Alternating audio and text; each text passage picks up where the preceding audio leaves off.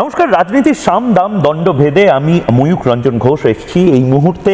শুভ্রাংশু চ্যাটার্জি আমার সাথে রয়েছে। শুভ্রাংশু চ্যাটার্জি এবং ময়ূকের পাশাপাশি আরও দুজন রয়েছে।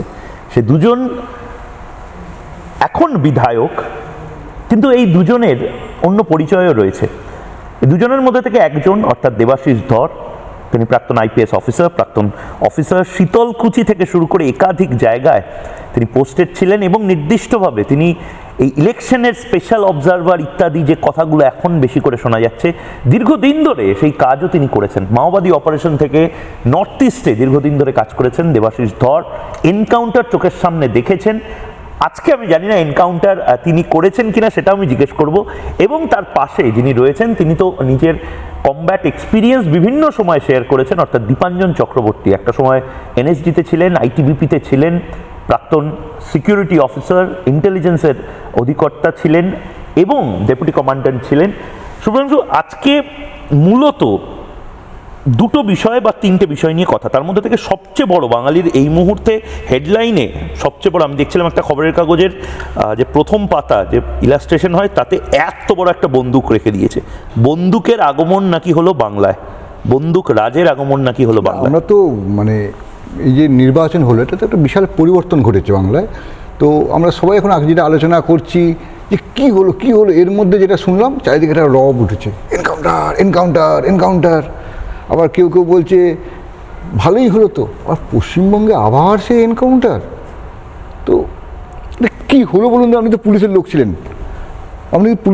ছিলেন, পুলিশ কাজ করেছেন, এগুলো কি পশ্চিমবঙ্গে কী ব্যাপার? এইসব এনকাউন্টার আলোচনা চলছে। বাঙালি জাতি কবিতা লেখে, হঠাৎ করে সব এনকাউন্টার আলোচনার মধ্যে চলে এলো। আপনি আবার বিধায়কও, নাকি সব সংস্কৃতি পাল্টে দেবেন নাকি আমাদের? দেখুন, যে কবিতা লেখে সে যে গুলি চালাতে পারে না বা সে বন্দুক ধরতে পারে না, এটা ভাবাটাই ভুল। মানে অনেক বড় বড় বিপ্লবী ছিলেন যারা খুব ভালো রাইটার ছিলেন বা খুব ভালো কবি বা সাহিত্যিক ছিলেন, তারা তাদের জীবনে অনেক বড় বড় সিদ্ধান্ত বা সাহসী কাজ করেছেন। প্রশ্নটা হচ্ছে যে আমাদের এখানে আমরা এনকাউন্টার, আমি তো এই শব্দটাকে বলি না এই কারণেই, কারণ পুলিশের ভাষায় এটা হচ্ছে আত্মরক্ষার তাগিদে আপনাকে আইনি অধিকার দিয়েছে। আগে যেটা সিআরপিসি ছিল, এখন বিএনএসএস হয়েছে, যে বা যেটা বিএনএস ছিল আগে আইপিসি ছিল, যে পুলিশ কখন ফায়ার ওপেন করতে পারে। পুলিশ কেন, একটা জেনারেল মানে মানুষকে, মানে পাবলিককেও সেই অধিকার কিন্তু আইন দিয়ে রেখেছে। রাইট অফ মানে যেটা প্রোটেকশন, নিজের আত্মরক্ষা, ইন টার্মস অফ একটা হতে পারে প্রপার্টি, আরেকটা হতে পারে আপনার বডি। যদি আপনার সামনে এমন কোনো ঘটনা ঘটে যেখানে ফায়ার ইজ ইনএভিটেবল, বা আপনি নিজের আত্মরক্ষার জন্য, বা আপনার সামনে কাউকে মেরে দিচ্ছে, বা কোনো ধরুন টেরোরিস্ট অ্যাটাক হলো, সেখানে যদি আপনি লিগালি মানে পুলিশ ফায়ার ওপেন করে বা তার জন্য কেউ যদি মারা যায়, তার জন্য কিন্তু পুরো ব্যাপারটাই সেই পুলিশ কিন্তু, মানে আমরা যেটা ভেবে থাকি বা এতদিন একটা অনেক মানুষ, মমতা ব্যানার্জির গভর্নমেন্ট এমন একটা পারসেপশন তৈরি করেছিল যে সেটা সে মার্ডার কেসে অভিযুক্ত, এরকম যেমন আমার এগেনস্টেও এরকম কেস হয়েছে, সেরকম অনেক পুলিশ অফিসারের এগেনস্টে কেস করেছে, বা শীতলকুচিতে আপনারা জানেন সিআইএসএফ এর এগেনস্টে কেস হয়েছে, বা বিএসএফ এর তেহট্টাতে হয়েছিল। বিএসএফ এর যখন ফায়ার করতো, যখন বাংলাদেশ থেকে বিভিন্ন অনুপ্রবেশকারীরা ঢুকে পড়তো, এটা আদতেও কিন্তু হতে পারে না আইনে, এটা জেনারেল এক্সেপশনের মধ্যে পড়ে। হ্যাঁ, অতি অবশ্যই আমি আগেও শোতে বলেছি, আপনাদের শোতেও বলেছি, যে কালপেবল হোমিসাইডে একটা কেস রেজিস্টার করতে হয়, একটা তদন্ত হয়।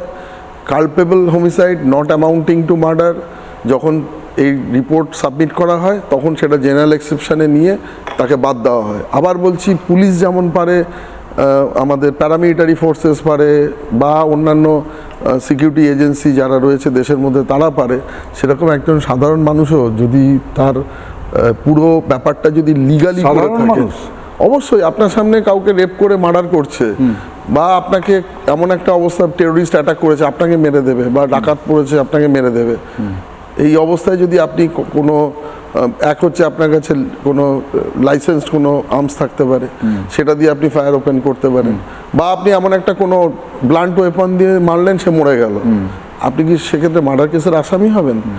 আপনাকে তদন্তটা হবে, কিন্তু হিউম্যান রাইটস কমিশনেরও যে গাইডলাইন অনুযায়ী পুলিশ অফিসারদের এগেনস্টেও যেমন হয়, সেরকম এক্ষেত্রেও তদন্ত হওয়ার পরে সঠিক তদন্ত করে আপনাকে জেনারেল এক্সেপশনে গিয়ে বাদ দেওয়া হবে। তো এটা আইনের মধ্যেই থেকে বলছি, আমি বলছি দায়িত্ব নিয়ে বলছি, আইপিসিতে এবং এখন বিএনএসে এই ধারাগুলো রয়েছে। দুঃখের ব্যাপার হচ্ছে আমরা সেগুলো হয়তো ঠিকমতো চর্চা করি না, বা ন্যারেটিভ সাজাতে নিজেদের রাজনৈতিক প্রয়োজনে এইভাবে বলি। 2 নম্বর যেটা আরেকটা ইম্পর্টেন্ট বিষয় বলছে, যে বলে না এখানে পায়ে গুলি করলো না কেন, এখানে করলো কেন, কেন মাথায় লাগলো, আইনে এরকম কোথাও কোনো বলে দেওয়া হয়নি যে পায়ে গুলি করা, কোথাও লেখা নেই আইনে।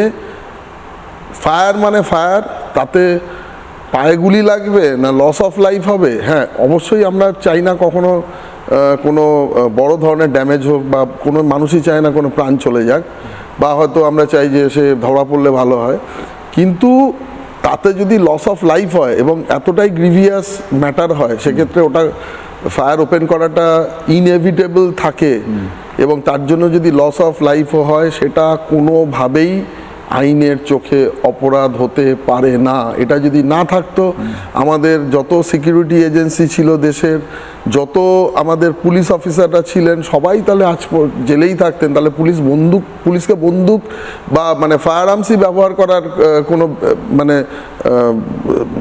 দিতে দেওয়া হতো না, বা কোনো সাধারণ মানুষকেও না তার নিজস্ব প্রোটেকশনের জন্য, যেটা এনকোয়ারি অতি অবশ্যই হয়, তাকে ফায়ার আর্মসের লাইসেন্সও দেওয়া হতো না।